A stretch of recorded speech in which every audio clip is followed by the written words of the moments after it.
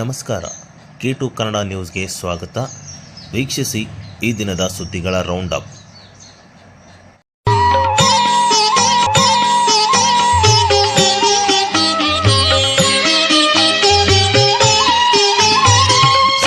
ಶನಿ ದೇವರ ನೂತನ ಮಂದಿರ ಶ್ರೀ ಶಿರಡಿ ಸಾಯಿಬಾಬಾ ಸೇವಾ ಚಾರಿಟೇಬಲ್ ಟ್ರಸ್ಟ್ ಓಂ ಸಾಯಿ ಧ್ಯಾನ ಮಂದಿರ. ಶಿರಡಿಯಲ್ಲಿ ಸಾಯಿ ದರ್ಶನ, ಸಿಂಗನಪುರದಲ್ಲಿ ಶನಿ ದರ್ಶನ, ಹಾಗೆಯೇ ನಮ್ಮ ರಾಯಚೂರಿನ ಓಂ ಸಾಯಿ ಧ್ಯಾನ ಮಂದಿರದಲ್ಲಿಯೂ ಈಗ ಶನಿ ದೇವರ ದರ್ಶನ ಸಾಧ್ಯವಾಗಲಿದೆ. ಭಕ್ತರ ಆಧ್ಯಾತ್ಮಿಕ ಸೇವೆಗೆ ಮತ್ತೊಂದು ಹಿರಿಮೆ. ಶನಿ ದೇವರ ನೂತನ ಮಂದಿರ ಶಿಲಾನ್ಯಾಸ ಹಾಗೂ ನಿರ್ಮಾಣ ಕಾರ್ಯ ಪ್ರಾರಂಭಗೊಂಡಿದ್ದು, ಶಿರಡಿ ಮತ್ತು ಸಿಂಗನಪುರದಂತೆ ರಾಯಚೂರಿಗೂ ಒಂದು ಆಧ್ಯಾತ್ಮಿಕ ಆಕರ್ಷಣೆ ಎಂಬ ಹಿರಿಮೆಯೂ ಸೇರ್ಪಡೆಯಾಗಲಿದೆ. ಹಾಗಾಗಿ ಭಕ್ತಾದಿಗಳು ಈ ಮಹತ್ ಕಾರ್ಯದಲ್ಲಿ ತನು ಮನ ಧನದಿಂದ ಹೆಚ್ಚಿನ ಭಕ್ತರು ಭಾಗವಹಿಸಿ ದೇವರ ಕೃಪೆಗೆ ಪಾತ್ರರಾಗುವಂತೆ ಓಂ ಸಾಯಿ ಧ್ಯಾನ ಮಂದಿರದ ಸಂಸ್ಥಾಪಕ ಧರ್ಮಾಧಿಕಾರಿಗಳಾದ ಶ್ರೀ ಸಾಯಿ ಕಿರಣ್ ಆಧುನಿ ಗುರೂಜಿ ಕರೆ ನೀಡಿದ್ದಾರೆ. ಸ್ಥಳ ಓಂ ಸಾಯಿ ಧ್ಯಾನ ಮಂದಿರ, ರಂಗಮಂದಿರ ಹಿಂಭಾಗ, ಕೇಂದ್ರ ಗ್ರಂಥಾಲಯ ಹತ್ತಿರ, ಸ್ಟೇಷನ್ ರಸ್ತೆ, ರಾಯಚೂರು. ನಮ್ಮ ಸಾಯಿ ಮಂದಿರದಲ್ಲಿ ಶನಿ ದೇವರ ನೂತನ ಕಟ್ಟಡ ನಿರ್ಮಾಣ ಕಾರ್ಯ ಪ್ರಾರಂಭವಾಗಿದೆ. ಸದ್ಗುರು ಸಾಯಿನಾಥನ ಕೃಪಾ ಆಶೀರ್ವಾದದಿಂದ ರಾಯಚೂರಿನಲ್ಲೇ ಈ ಒಂದು ಪ್ರಥಮ ಶನಿದೇವರ ಮಂದಿರ ಅಂತ ಹೇಳೋಕ್ಕೆ ಇಷ್ಟಪಡುತ್ತೇನೆ. ಏಕೆಂದರೆ ಒಂದು ರಾಮಲಿಂಗೇಶ್ವರ ದೇವಸ್ಥಾನ ಹತ್ತಿರ ಇದೆ, ಅದು ಗುಡ್ಡದ ಮೇಲೆ ಇದೆ. ಹಾಗಾಗಿ ಭಾಳಷ್ಟು ಜನಕ್ಕೆ ಹೋಗಲಿಕ್ಕೆ ಭಾಳ ಕಷ್ಟ ಇದೆ.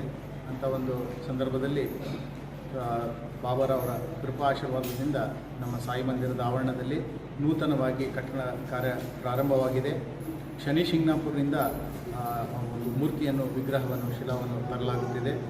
ಆ ಒಂದು ವಿಗ್ರಹಕ್ಕೆ ಉಜ್ಜಯಿನಿನಲ್ಲಿ ಪೂಜೆಯನ್ನು ನೆರವೇರಿಸಲಾಗುತ್ತದೆ. ನಂತರ ಶಿರಡಿಗೆ ಬಂದು ಶಿರಡಿಯಿಂದ ನಮ್ಮ ರಾಯಚೂರು ಸಾಯಿ ಮಂದಿರಕ್ಕೆ ಬರುತ್ತೆ. ಇಂಥ ಒಂದು ಅದ್ಭುತ ಕಾರ್ಯಕ್ಕೆ, ಪವಿತ್ರ ಕಾರ್ಯಕ್ಕೆ ಸಾಯಿ ಭಕ್ತರು ಹಾಗೂ ಎಲ್ಲ ಸನಾತನಿ ಭಕ್ತರು ಈ ಒಂದು ಮಂದಿರ ನಿರ್ಮಾಣ ಕಾರ್ಯಕ್ಕೆ ತನುಮನ ಧನದಿಂದ ಸೇವೆಯನ್ನು ಸಲ್ಲಿಸಬೇಕಾಗಿ ವಿನಂತಿಸಿಕೊಳ್ಳುತ್ತೇನೆ. ಶನಿ ದೋಷ ಭಾಳಷ್ಟು ಜನಕ್ಕೆ ಕಾಡುತ್ತೆ. ಅಂಥ ಒಂದು ಶನಿ ದೋಷಕ್ಕೆ ಪರಿಹಾರನೂ ಇಲ್ಲಿ ನಮ್ಮ ಮಂದಿರದಲ್ಲಿ ಕೊಡಲಾಗುತ್ತದೆ.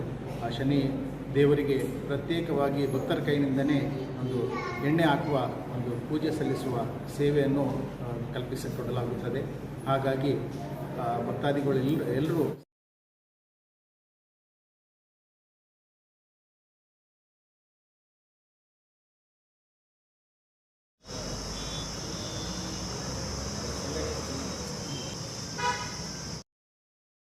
ಗ್ರಾಮೀಣ ಪೊಲೀಸರ ಭರ್ಜರಿ ಕಾರ್ಯಾಚರಣೆ ಮೂಲಕ ಬೆಳ್ಳಿ ಮತ್ತು ಬಂಗಾರ ವಶಪಡಿಸಿಕೊಂಡು ಕುಖ್ಯಾತ ಕಳ್ಳನ ಬಂಧಿಸುವಲ್ಲಿ ಯಶಸ್ವಿಯಾಗಿದ್ದಾರೆ.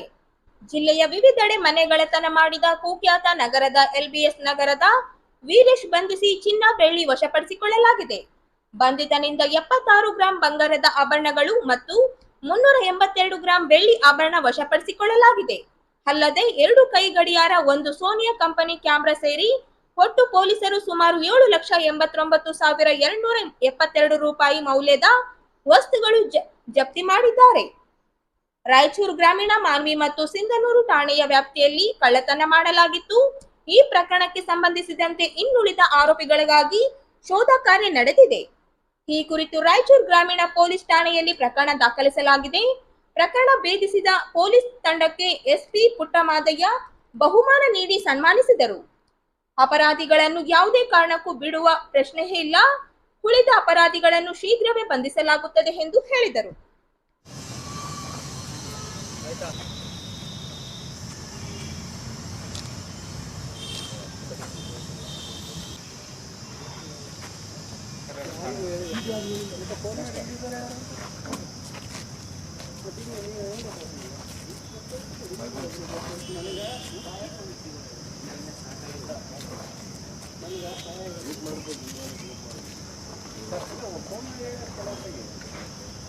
ಸ್ವಲ್ಪ ಹತ್ರ ಬನ್ನಿ. ಓಕೆ.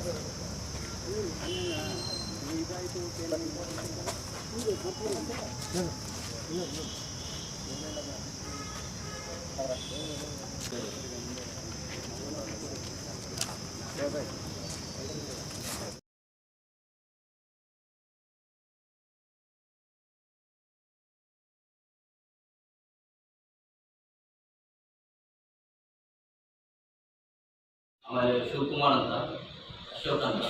ಮಡಿವಾಳ ಯುವಕ ಸಂಘದ ವತಿಯಿಂದ ಎಸ್ಎಸ್ಎಲ್ಸಿ ಮತ್ತು ಪಿಯುಸಿ ಪ್ರತಿಭಾನ್ವಿತ ವಿದ್ಯಾರ್ಥಿಗಳಿಗೆ ಪ್ರತಿಭಾ ಪುರಸ್ಕಾರ ಕಾರ್ಯಕ್ರಮ ಜೂನ್ 15ರಂದು ನಡೆಸಲಾಗುತ್ತದೆ ಎಂದು ಸಂಘದ ಕಾರ್ಯಾಧ್ಯಕ್ಷ ವೆಂಕಟೇಶ್ ಮಡಿವಾಳ ಹೇಳಿದರು.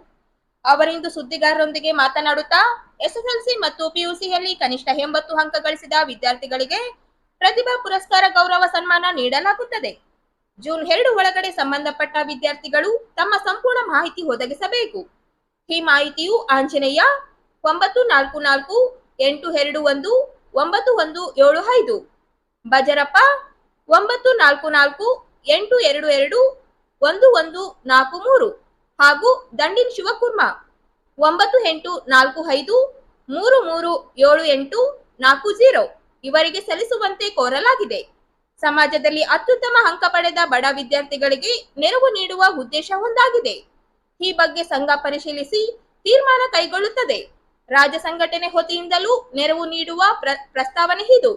ಎಲ್ಲ ಮಾಹಿತಿ ಸಂಬಂಧಪಟ್ಟವರ ಪರಿಶೀಲನೆ ನಂತರ ನಿರ್ಧರಿಸಲಾಗುತ್ತದೆ ಎಂದು ಹೇಳಿದರು. ಯುವಕರಿಗೆ, ವಿದ್ಯಾರ್ಥಿಗಳಿಗೆ ಒಂದು ಪ್ರತಿಭಾ ಪುರಸ್ಕಾರವನ್ನು ಹಮ್ಮಿಕೊಂಡಿದ್ದೇವೆ. 80% ಅಂಕ ಪಡೆದಂಥ ವಿದ್ಯಾರ್ಥಿಗಳಿಗೆ ನಮ್ಮ ಯುವ ಘಟಕ ವತಿಯಿಂದ ಒಂದು ಈ ಕಾರ್ಯಕ್ರಮ ಹಮ್ಮಿಕೊಂಡಿದ್ದೇವೆ. ಅದು ಜೂನ್ 1ರೊಳಗೆ ಅಂಕಪಟ್ಟಿ, ಜಾತಿ ಪ್ರಮಾಣ ಪತ್ರ ಕೊಡಬೇಕು, ಒಂದು ಭಾವಚಿತ್ರ ಕೊಡಬೇಕೆಂದು ನಮ್ಮ ಸಮಾಜದ ಎಲ್ಲರಲ್ಲಿ ವಿನಂತಿಸಿಕೊಳ್ಳುತ್ತೇವೆ. ಕರ್ನಾಟಕ ರಾಜ್ಯ ಮಡಿವಾಳ ಯುವ ಘಟಕ ವತಿಯಿಂದ SLC ಮತ್ತು PUC ಹಾಗೂ ತತ್ಸಮ ಪದವಿಗಳನ್ನು ಪಡೆದಿರತಕ್ಕ ಶೇಕಡ 80% ಉತ್ತೀರ್ಣರಾಗಿರ್ತಕ್ಕಂಥ ವಿದ್ಯಾರ್ಥಿಗಳು ಮಡಿವಾಳ ಸಮಾಜದ ವತಿಯಿಂದ ಪ್ರತಿಭಾ ಪುರಸ್ಕಾರವನ್ನು ಹಮ್ಮಿಕೊಳ್ಳಲಾಗಿದೆ. ದಿನಾಂಕ 16ರಿಂದ 1ನೇ ಇವತ್ತು 16/5/2025ರಂದು ಪ್ರಾರಂಭವಾಗಿದ್ದು, ಕೊನೆಯ ದಿನಾಂಕ 1 ಜೂನ್ 6/2025ರಂದು ಕೊನೆಯ ದಿನಾಂಕವಾಗಿರ್ತಕ್ಕಂಥದ್ದು. ಹಾಗೂ ಇದರಲ್ಲಿ ಮತ್ತು ಪದವೀಧರರು ಅಂದರೆ ಸ್ನಾತಕೋತ್ತರ ಪದವಿಗಳನ್ನು ಪಡೆದಿರ್ತಕ್ಕಂಥವ್ರನ್ನು ನೋಂದಣಿ ಮಾಡಿಕೊಳ್ತಕ್ಕಂಥದ್ದು. ಇಲ್ಲಿ 3 ವಾಟ್ಸಪ್ ನಂಬರ್ ಇದೆ ಈ ಪೇಪರ್ ಪತ್ರಿಕೆಯಲ್ಲಿ ಕೊಟ್ಟಿರ್ತಕ್ಕಂಥದ್ದು. ಆ 3 ವಾಟ್ಸಪ್ಪಲ್ಲಿ ಯಾರಾದರೂ ರಾಯಚೂರು ಜಿಲ್ಲೆ ವತಿಯಿಂದ ಅದಕ್ಕೆ ವಾಟ್ಸಪ್ಗೆ ಅದರ ಹಾಕ್ಬೋದು, ಅಥವಾ ಖುದ್ದಾಗಿ ಒಂದು ಅಂಕಪಟ್ಟಿ, ಜಾತಿ ಪ್ರಮಾಣ ಪತ್ರ ಮತ್ತು ಒಂದು ಭಾವಚಿತ್ರ, ಪಾಸ್ಪೋರ್ಟ್ ಫೋಟೋ ಅವರು ತೆಗೆದುಕೊಂಡು ಬರಬೇಕಂತಂದು ಕೇಳ್ಕೊಳ್ತಕ್ಕಂಥದ್ದು. ಇದು ಎಲ್ಲ ಮಹಿಳಾ ಮತ್ತು ಪುರುಷರ ಎಲ್ಲ ಮಡಿವಾಳ ಸಮಾಜದ ಎಲ್ಲ ವಿದ್ಯಾರ್ಥಿಗಳಿಗೆ ತುಂಬ ಬಂದು ಇದು ಮಾಡ್ಬೇಕಂತಂದು ಕೇಳ್ಕೊಳ್ತಕ್ಕಂಥದ್ದು. ಧನ್ಯವಾದಗಳು. ಈ ಸ್ಥಳ ಸಮುದಾಯ ಭವನದಲ್ಲಿ ನಡೀತಕ್ಕಂಥದ್ದು, ಜಿಲ್ಲಾ ಮಡಿವಾಳ ಸಮುದಾಯ ಭವನದಲ್ಲಿ ಹಮ್ಮಿಕೊಳ್ಳಲಾಗಿರ್ತಕ್ಕಂಥದ್ದು. ದಿನಾಂಕ 15 ಜೂನ್ಗೆ ಆಗ್ಬೋದು ಅಂತ ನಮ್ಮ ಒಂದು ಅಭಿಪ್ರಾಯ ಇದೆ ಸರ್.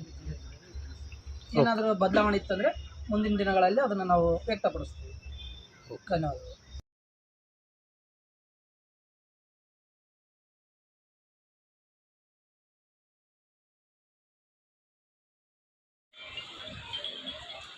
ಪಾಮನಕಲ್ಲೂರು ಗ್ರಾಮಕ್ಕೆ ಮಂಜೂರಾಗಿರುವ ಮೊರಾರ್ಜಿ ದೇಸಾಯಿ ವಸತಿ ಶಾಲೆ ST 857 ಪಾಮನಕಲ್ಲೂರು ಗ್ರಾಮದಲ್ಲಿಯೇ ಆರಂಭಿಸುವಂತೆ ಗ್ರಾಮಸ್ಥರಾದ ಸಂತೋಷ್ ರಾಜ್ಗುರ್ ಅವರು ಆಗ್ರಹಿಸಿದರು. ಅವರಿಂದು ಸುದ್ದಿಗಾರರೊಂದಿಗೆ ಮಾತನಾಡುತ್ತಾ ಪಾಮನಕಲ್ಲೂರು ಗ್ರಾಮದ ಈ ವಸತಿ ಶಾಲೆಯನ್ನು ಮಸ್ಕಿಗೆ ಸ್ಥಳಾಂತರಿಸುವ ನಿರ್ಧಾರ ಖಂಡನೀಯವಾಗಿದೆ.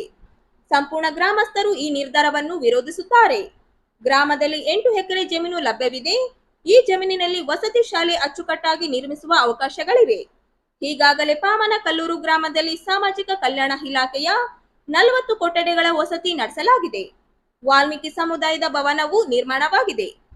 ಉದ್ದೇಶಿತ ವಸತಿ ಶಾಲೆಯನ್ನು ಮಸ್ಕಿಗೆ ಸ್ಥಳಾಂತರಿಸುವ ಆದೇಶದ ನಂತರ ಶಾಸಕ ಬಸನ್ನಗೌಡ ತುರವಿಹಾಳ ಅವರನ್ನು ಭೇಟಿಯಾಗಿ ಪಾಮನಕಲ್ಲೂರಿನಲ್ಲಿ ಈ ವಸತಿ ಶಾಲೆ ನಿರ್ಮಿಸುವಂತೆ ಮನವಿ ಮಾಡಲಾಗಿದೆ. ಆದರೂ ಈ ಆದೇಶ ಇನ್ನುವರೆಗೂ ಬದಲಾಗಿಲ್ಲ. ಜಗಳಗೇರ ಮತ್ತು ಪಾಮನಕಲ್ಲೂರಿಗೆ ಏಕಕಾಲಕ್ಕೆ ವಸತಿ ಶಾಲೆ ಮಂಜೂರುಗೊಳಿಸಲಾಗಿತ್ತು. ಜಗಳಗೇರ ವಸತಿ ಶಾಲೆಯನ್ನು ಅಲ್ಲಿಯೇ ನಿರ್ಮಿಸಲಾಗುತ್ತದೆ. ಆದರೆ ಕೇವಲ ಪಾಮನಕಲ್ಲೂರು ಗ್ರಾಮದ ವಸತಿ ಶಾಲೆ ಮಾತ್ರ ಸ್ಥಳಾಂತರಿಸಲು ತೀರ್ಮಾನಿಸುವುದು ಹೇಗೆ? ಈ ನಿರ್ಧಾರದ ವಿರುದ್ಧ ಬೃಹತ್ ಹೋರಾಟ ನಡೆಸಲಾಗುತ್ತದೆ ಎಂದು ಎಚ್ಚರಿಸಿದರು. ಅದೇ ಊರಿನಲ್ಲಿ ಪ್ರಾರಂಭ ಆಗಬೇಕು ಅನ್ನೋದು ಸ್ಪಷ್ಟ ಆದೇಶ ಇತ್ತು. ಅದರ ಪ್ರಕಾರ ಎಲ್ಲಷ್ಟು ಇದಾಗಿತ್ತು. ಆದರೆ ಜವಳಗೇರದಲ್ಲಿ ಅಲ್ಲೇ ವಸತಿ ಶಾಲೆಯನ್ನು ಪ್ರಾರಂಭ ಮಾಡಬೇಕು, ಇರೋ ಸರ್ಕಾರದ ಇನ್ಫ್ರಾಸ್ಟ್ರಕ್ಚರ್ ಉಪಯೋಗಿಸಿಕೊಂಡಂತ ಆದೇಶ ಆಗಿದೆ. ಅದೇ ಪತ್ರದಲ್ಲಿ ಕೆಳಗಡೆ ಪಾಮನ್ಕಲ್ಲೂರಲ್ಲಿ ವಸತಿ ಶಾಲೆ ಬೇಡ, ಅದೇ ಶಾಲೆಯನ್ನ ಪಾಮನ್ಕಲ್ಲೂರಿಂದ 25 ಕಿಲೋಮೀಟರ್ ದೂರದಲ್ಲಿರೋ ಮಸ್ಕಿಯಲ್ಲಿ ಪ್ರಾರಂಭ ಮಾಡೋದಕ್ಕೆ ಆದೇಶ ಮಾಡಿದ್ದಾರೆ. ಜವಳಗೇರಕ್ಕೆ ಯಾವ ನಿಯಮಗಳನ್ನು ಅಪ್ಲೈ ಆಗಿದೆ ಆ ನಿಯಮಗಳನ್ನ ಪಾಮನ್ಕಲ್ಲೂರಿಗೆ ಪಾಲಿಸಕ್ಕೆ ರೆಡಿ ಇಲ್ಲ ಅಧಿಕಾರಿಗಳು. ಜಿಲ್ಲಾ ಉಪನಿರ್ದೇಶಕರು ಆದೇಶ ಮಾಡಿದ್ದಾರೆ, ಒಂದೇ ಪತ್ರದಲ್ಲಿ 2 ಆದೇಶ ಮಾಡಿದ್ದಾರೆ. ಒಂದು ಆದೇಶದಲ್ಲಿ ಹೇಳ್ತಾರೆ ಅದೇ ಈಗಿರೋ ಹೈಸ್ಕೂಲ್ ಕಟ್ಟಡದಲ್ಲಿನೇ ಮೊದಲ ಶಾಲೆನ ಪ್ರಾರಂಭ ಮಾಡಬಹುದು ಅಂತ. ಬಟ್ ಅದೇ ಪತ್ರದಲ್ಲಿ ನೆಕ್ಸ್ಟ್ ಪ್ಯಾರಾದಲ್ಲಿ ಹೇಳ್ತಾರೆ ಪಾಮನ್ಕಲ್ಲೂರಲ್ಲಿ ಈ ವಸತಿ ಶಾಲೆ ಮಾಡೋಕ್ಕಾಗಲ್ಲ, ಇದನ್ನ ನಾವು ಮಸ್ಕಿಯಲ್ಲಿ ಮಾಡ್ತೀವಿ ಅಂತ. ಇರಬಹುದು ಸರ್.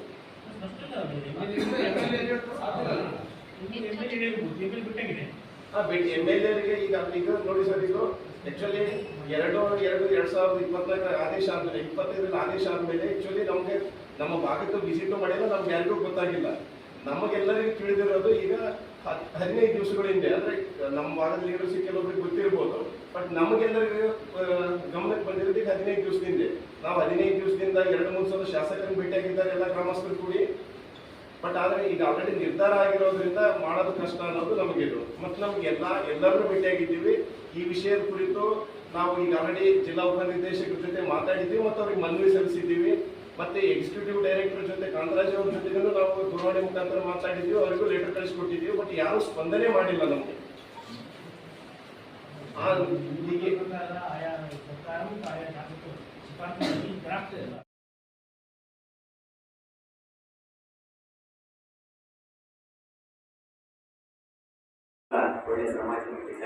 ಶರಣ ಬಸವೇಶ್ವರ ಸಂಸ್ಥಾನ ಕಲಬುರಗಿ ಸಹಕಾರದೊಂದಿಗೆ ಅಖಿಲ ಭಾರತ ವೀರಶೈವ ಲಿಂಗಾಯತ ಮಹಾಸಭಾ ಜಿಲ್ಲಾ ಘಟಕ ಹಾಗೂ ಶಿವಪಾರ್ವತಿ ಮ್ಯಾಟ್ರಿಮೋನಿಯಲ್ ಟ್ರಸ್ಟ್ ಇವರ ಸಹಯೋಜನೆಯಲ್ಲಿ ತೃತೀಯ ರಾಜ್ಯ ಮಟ್ಟದ ಬೃಹತ್ ವಧುವರರ ಸಮಾವೇಶ ಜೂನ್ 1ರಂದು ಕಲಬುರಗಿಯಲ್ಲಿ ನಡೆಯಲಿದೆ ಎಂದು ಜಿಲ್ಲಾ ಅಖಿಲ ಭಾರತ ವೀರಶೈವ ಲಿಂಗಾಯತ ಮಹಾಸಭಾ ಅಧ್ಯಕ್ಷರಾದ ಚಂದ್ರಶೇಖರ್ ಮಿರ್ಜಾಪುರ್ ಅವರು ಹೇಳಿದರು. ಅವರಿಂದು ಸುದ್ದಿಗಾರರೊಂದಿಗೆ ಮಾತನಾಡುತ್ತಾ ವಧುವರರ ಸಮಾವೇಶದ ನಂತರ ರಾಯಚೂರಿನಲ್ಲಿಯೂ ಬೃಹತ್ ವಧುವರರ ಸಮಾವೇಶ ನಡೆಸುವ ಉದ್ದೇಶ ಹೊಂದಲಾಗಿದೆ. ಲಿಂಗಾಯತ ಸಮುದಾಯದ ಎಲ್ಲ ಒಳಪಂಗಡಗಳ ವಧುವರರ ಸಮುದಾಯ ಇದಾಗಿದೆ ಎಂದರು.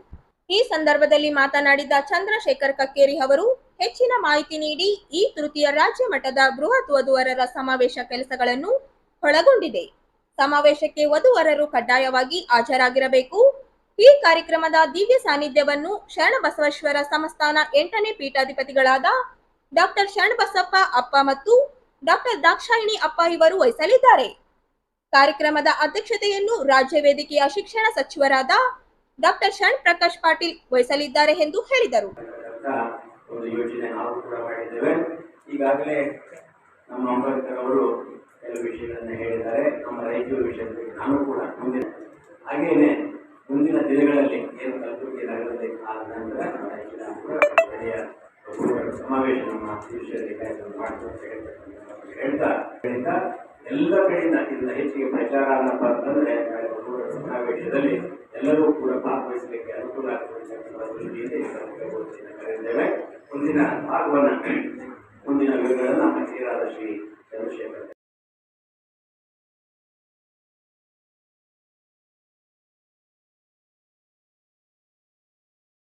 ನಾವು ಪ್ರತಿಕೂಲ ಲಿಟಿಗೇಷನ್ ಕೂಡ ಫೇಲ್ ಮಾಡೋದು ನಾವೇ.